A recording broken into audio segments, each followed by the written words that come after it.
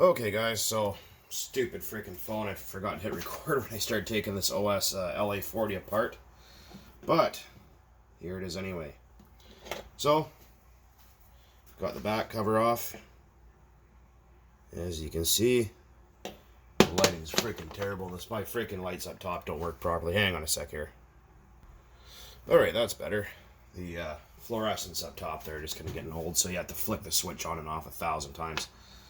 Anyways, so there's the inside of the cylinder head. Very nice and clean. You can see there's the piston and sleeve. There's the back of the motor. It's a little bit gummed up. It's not really that bad, but yeah, it's kind of sticky. So what I'm gonna do is just I can't get that stupid prop driver off, but anyways, just spray a little non-chlorinated in there and work the engine around a little bit, and that'll free up the varnish. Oh, it's already working. Look at that. It's already turning much better than it did before. Hopefully you guys can see this. Hopefully I'm in frame. I'm in frame. Okay, there we go.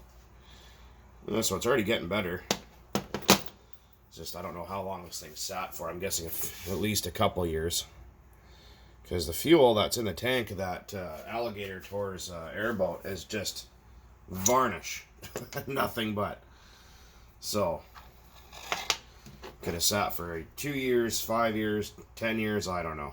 Long enough to turn the fuel to complete smuts though. So, a little bit more brake clean in there.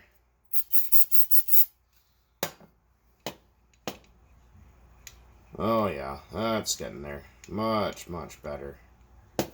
Hopefully you guys can actually see that. Yeah, I think so. Alright.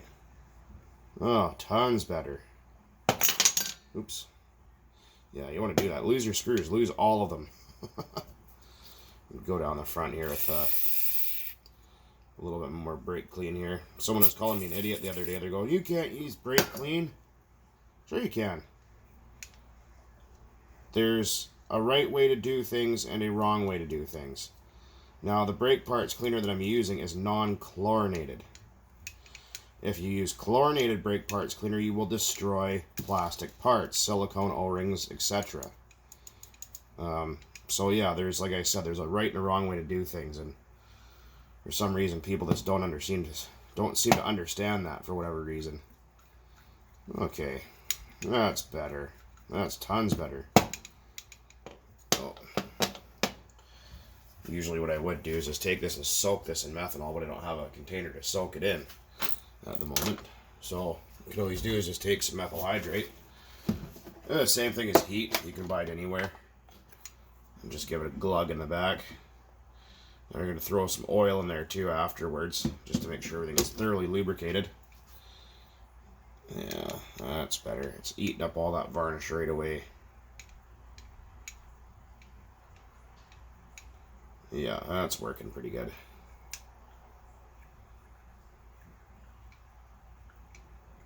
100% better already. I mean, before it was so stiff it barely even turned over.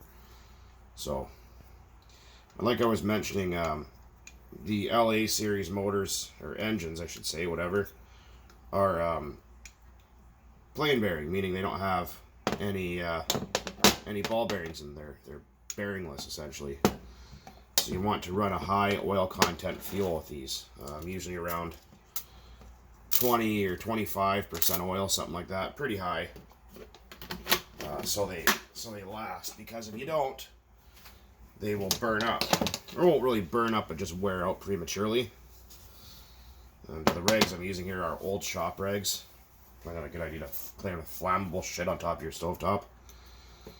But whatever.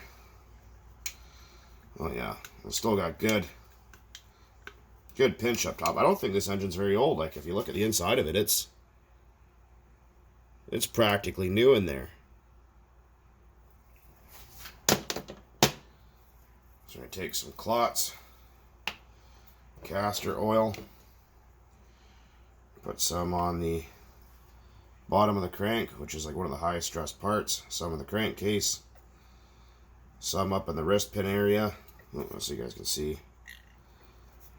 And then flip that piston up. oil the crap out of it. I go on top of the cylinder here. I'm gonna work that guy around.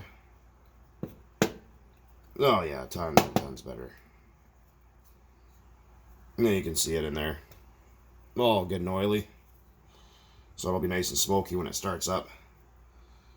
We'll put some down the carb for the front of the crank.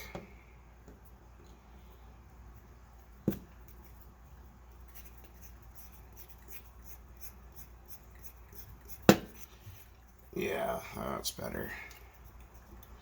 So the fuel I'm going to be running is the Omega 15%. But because, like I was mentioning before, this engine needs more oil content, I'm just going to add an ounce or so, or maybe 2 ounces into a quart of fuel. And that'll be plenty of oil for this guy. Yeah, you can see it all dripping out there. Let's wipe up some of the excess. Alright, let's slam her back together here. So this has what's called a remote needle valve. It goes on the back of the engine rather than the front. Might seem strange to some of you guys, but a lot of airplane engines are like that. So got our back cover. Goes on like so. Then we got our high-speed needle. And that goes on like that. I just gotta find the right screws here. I believe they're short ones. Yeah, they are. I don't like how OS decided to use Phillips screws on these engines. I think that's just a really shitty idea. Because these are JSE screws. I can't remember what that's, Japanese something or other, whatever. So they are Phillips, but they're slightly different Phillips. Now, unfortunately, I don't have a JSE screwdriver kit here. So you have to kind of find the size of Phillips that fits the best, and oftentimes they will strip out, but if you're really, really careful, you can usually get away with it. So remember, this is a plastic back cover. You don't have to crank the crap out of it. Let me look in here. Yeah, I know I need a new tripod. I've heard, oh, your video quality kind of sucks, blah, blah, blah. I'm like, well, I'm dealing with a old S9 Galaxy phone, and my soldering test stand and alligator clips and wire and vice grips is my camera stand at the moment. So those are getting tight. Well, not over tight, but tight. That sounds nice pop. All right, where's that cylinder head at? Okay. So the cylinder head, as you can see, there is a head shim there, so you don't want to lose that. You want to make sure that's in place. And yeah, okay. These are ABN engine; they're not ABC. They're kind of a cheaper engine, I guess, what people call a throwaway.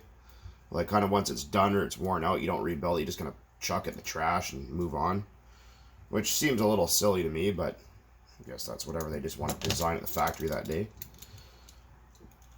But they are a good runner, I can assure you that. Don't shy away from that. They are a good running engine. I've had a couple of these 40s over the years and flown with them and worked on them, and I've never really had any problem. It's just if you don't run the right fuel with enough castor oil in it, what will happen is the crankshaft will start to hammer inside the case, inside the bronze bushing when it gets worn out in here, and it'll start to wobble inside there, and eventually it'll split the cases. I've had that happen once before for not knowing. Well, it wasn't that I didn't know any better. It's the fact that I grabbed the wrong container of fuel and ran 30% RC car fuel with 9% oil through it. And it did not last long, I can tell you that. It ran great for about 5 minutes, and that was all she wrote. Oh, I think it was longer than 5. I think it was like 15 minutes I got out of it, and then it just completely just grenaded. So, yeah, don't do that. If you want to destroy one real quick, then yeah, fine, but... Alright. Yeah, sorry I didn't get a kind of disassembly vid on this thing. I thought I'd just show you guys a quick what it kind of looks like inside, and oh yeah, Oh, much better. I think this thing should run fine. Yeah, that's beautifully. Well, it'll smoothen up even more once it's been run. So, but yeah. So we're gonna chuck this up in the test stand, and I'm gonna take that Omega 15% that I have, and add extra castor oil, which will be the Klotz Benol because it's designed for use with RC engines.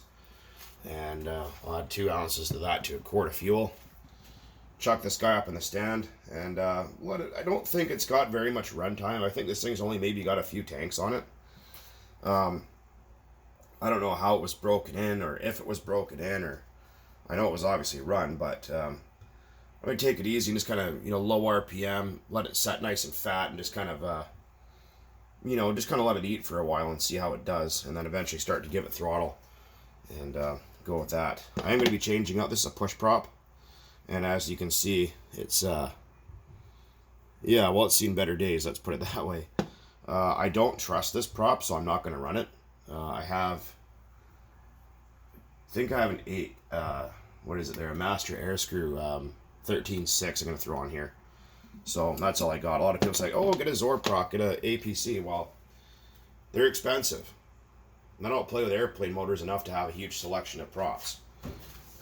With this, now I actually do need to get a 13.6 for the 4-stroke because that's what it recommends. So now that I have an excuse to buy one, I will, just for that reason. Anyways, guys, a little bit of a vid for now. And I will chime back in when it's in the test stand and ready to be started. So maybe today, maybe tomorrow. And then we'll delve into that 4-stroke and that Cox 049 a little bit too while we're at it. Anyways, take it easy, guys. Thanks for watching.